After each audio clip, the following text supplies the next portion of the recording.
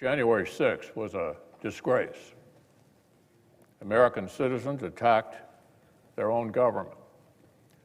They used terrorism to try to stop a specific piece of domestic business they did not like. Fellow Americans beat and bloodied our own police. They stormed the Senate floor. They tried to hunt down the Speaker of the House. They built a gallows and chanted about murdering the Vice President. They did this because they'd been fed wild falsehoods by the most powerful man on earth. Because he was angry he'd lost an election. Former President Trump's actions preceded the riot were a disgraceful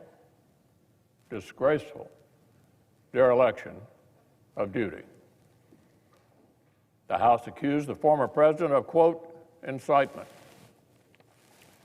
That is a specific term from the criminal law. Let me just put that aside for a moment and reiterate something I said weeks ago. There's no question, none, that President Trump is practically and morally responsible for provoking the events of the day. No question about it. The people who stormed this building believed they were acting on the wishes and instructions of their president. And having that belief was a foreseeable consequence of the growing crescendo of false statements, conspiracy theories, and reckless hyperbole, which the defeated president kept shouting into the largest megaphone on planet Earth. The issue is not only the president's intemperate language on January 6th. It is not just his endorsement of remarks in which an associate urged, quote, trial by combat. It was also the entire manufactured atmosphere of looming catastrophe, the increasingly wild myths about a reverse landslide election that was somehow being stolen, some secret coup by our now president. Now, I defended the president's right to bring any complaints to our legal system. The legal system spoke. The Electoral College spoke. As I stood up and said clearly at that time, the election was settled. It was over. But that just really opened a new chapter of even wilder, and more unfounded claims. The leader of the free world cannot spend weeks thundering that shadowy forces are stealing our country and then feign surprise when people believe him and do reckless things. Now, sadly, many politicians sometimes make overheated comments or use metaphors. We saw that unhinged listeners might take literally, but that was different. That's different from what we saw. This was an intensifying crescendo of conspiracy theories orchestrated by an outgoing president who seemed determined to either overturn the voters' decision or else torch our institutions on the way out. The unconscionable behavior did not end when the violence actually began. Whatever our ex-president claims he thought might happen that day, whatever reaction he says he meant to produce, by that afternoon, We know he was watching the same live television as the rest of us. A mob was assaulting the Capitol in his name. These criminals were carrying his banners, hanging his flags, and screaming their loyalty to him. It was obvious that only President Trump could end this. He was the only one who could. Former aides publicly begged him to do so. Loyal allies frantically called the administration. The president did not act swiftly. He did not do his job. He didn't take steps so federal law could be faithfully executed and order restored. No. Instead, according to public reports, he watched television happily, as the chaos unfolded. He kept pressing his scheme to overturn the election. Now, even after it was clear to any reasonable observer that Vice President Pence was in serious danger, even as the mob, carrying Trump banners, was beating cops and breaching perimeters, the president sent a further tweet attacking his own vice president. Now, predictably and foreseeably under the circumstances, members of the mob seem to interpret this as a further inspiration to lawlessness and violence, not surprisingly. Later, even when the president did half-heartedly begin calling for peace, he didn't call right away for the riot to end. He did not tell the mob to depart until even later. And even then, with police officers bleeding and broken glass covering Capitol floors, he kept repeating election lies and praising the criminals. In recent weeks, our ex-president's associates have tried to use the 74 million Americans who voted to re-elect him as a kind of human shield against criticism. Using the 74 million who voted for him as a kind of a human shield against criticism. Anyone who decries his awful behavior is accused of insulting millions of voters.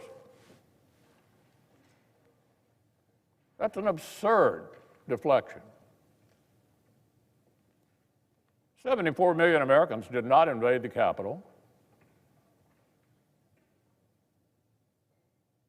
Hundreds of rioters did.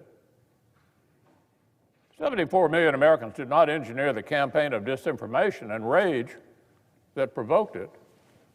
One person did, just one. I've made my view of this episode very plain. But our system of government gave the Senate a specific task. The Constitution gives us a particular role. This body is not invited to act as the nation's overarching moral tribunal. We're not free to work backward from whether the accused party might personally deserve some kind of punishment. Justice Joseph Story, our nation's first great constitutional scholar, as he explained nearly 200 years ago, the process of impeachment and conviction is a narrow tool a narrow tool for a narrow purpose. Story explained this limited tool exists to, quote, secure the state against gross official misdemeanors, end quote. That is, to protect the country from government officers. If President Trump were still in office, I would have carefully considered whether the House managers proved their specific charge. By the strict criminal standard, the president's speech probably was not incitement. However, in the context of impeachment, the Senate might have decided this was acceptable shorthand for the reckless actions that preceded the riot. But in this case, the question is moot because former President Trump is constitutionally not eligible for conviction. Now, this is a close question, no doubt. Donald Trump was the president when the House voted, though not when the House chose to deliver the papers. Brilliant scholars argue both sides of this jurisdictional question. The text is legitimately ambiguous. I respect my colleagues who've reached either conclusion. But after intense reflection, I believe the best constitutional reading shows that Article 2, Section 4 exhausts the set of persons who can legitimately be impeached, tried, or convicted. It's the president, it's the vice president, and civil officers. We have no power to convict and disqualify a former office holder who is now a private citizen. Here is Article 2, Section 4. Quote, the president, the vice president, and all civil officers of the United States shall be removed from office on impeachment for and conviction of treason, bribery, or other high crimes and misdemeanors, end quote. Now, everyone basically agrees that the second half of that sentence exhausts the legitimate grounds for conviction. The debates around the Constitution's framing make that abundantly clear. Congress cannot convict for reasons besides those. It therefore follows that the list of persons in that same sentence is also exhaustive. There's no reason why one list would be exhaustive, but the other would not. Article 2, Section 4 must limit both why impeachment and conviction can occur and to whom. And to whom. If this provision does not limit impeachment and conviction powers, then it has no limits at all. The House has sole power of impeachment, and the Senate's sole power to try all impeachments would create an unlimited circular logic empowering Congress to ban any private citizen from federal office. Now, that's an incredible claim. But it's the argument that the House managers seem to be making. One manager said the House and Senate have, quote, absolute, unqualified jurisdictional power, end quote. Well, that was very honest, because there is no limiting principle in the constitutional text that would empower the Senate to convict former officers that would not also let them convict and disqualify any private citizen. An absurd end result to which no one subscribes. Article 2, Section 4 must have force. It tells us the President, the Vice President, and civil officers may be impeached and convicted. Donald Trump's no longer the President. Likewise, the provision states that officers subject to impeachment and conviction shall be removed from office if convicted. Shall be removed from office if convicted. As Justice Story explained, the Senate, upon conviction, is bound in all cases to enter a judgment of removal from office. Removal is mandatory upon conviction. Clearly, he explained, that mandatory sentence cannot be applied to someone who's left office. The entire process revolves around removal. If removal becomes impossible, conviction becomes insensible. In one light, it certainly does seem counterintuitive that an office holder can elude Senate conviction by resignation or expiration of term, an argument we heard made by the managers. But this underscores that impeachment was never meant to be the final forum for American justice. Never meant to be the final forum for American justice. Impeachment, conviction, and removal are a specific intra-governmental safety valve. It is not the criminal justice system where individual accountability is the paramount goal. Indeed, Justice Story specifically reminded that while former officials were not eligible for impeachment or conviction, they were, and this is extremely important, still liable to be tried and punished in the ordinary tribunals of justice. Put another way, in the language of today, President Trump is still liable for everything he did while he was in office as an ordinary citizen. Unless the statute of limitations is run, still liable for everything he did while he was in office. Didn't get away with anything yet. We have a criminal justice system in this country. We have civil litigation. And former presidents are not immune from being accountable by either one. I believe the Senate was right not to grab power the Constitution doesn't give us. And the Senate was right not to entertain some light-speed sham process to try to outrun the loss of jurisdiction. It took both sides more than a week just to produce their pretrial briefs.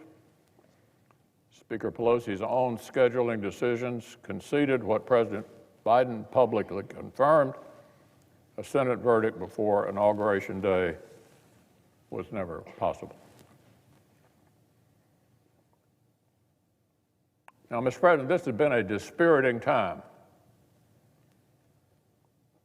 But the Senate has done our duty.